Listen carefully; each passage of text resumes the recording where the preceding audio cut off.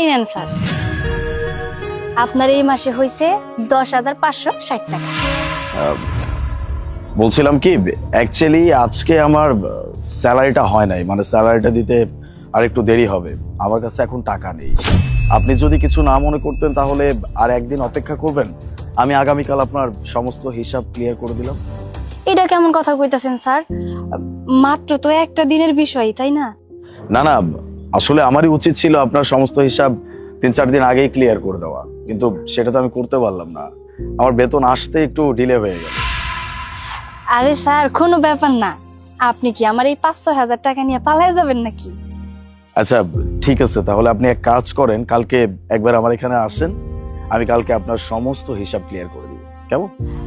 আচ্ছা ঠিক আছে স্যার, আমি তাইলে এখন যাই। সবজি লাগবে নাকি? সবজি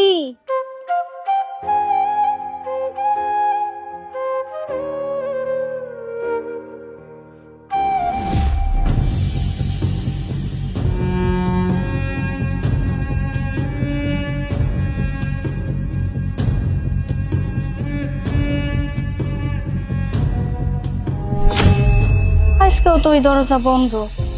স্যার তো আমারে কইছিল যে একদিন পরে আমার সব টাকা দিয়া দিব, কিন্তু আজকে দিয়ে আমি 6-7 দিন আসলাম, এই দরজা বন্ধ তো বন্ধই। আমি আমার টাকাটা কেমনে নিব? ওনারেও তো আমি কোথাও খুঁজে পাইতেছি না।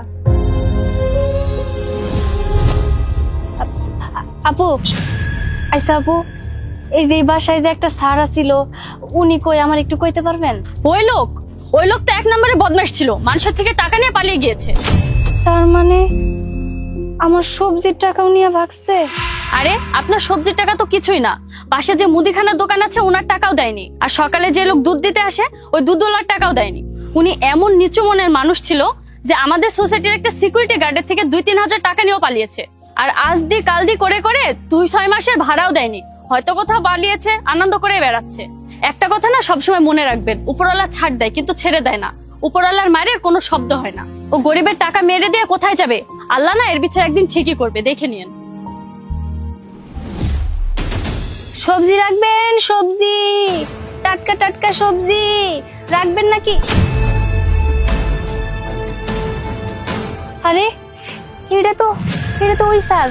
স্যার, স্যার খারান। আরে স্যার খারান, আমার টাকাটা দিয়ে যান। স্যার, স্যার খারান।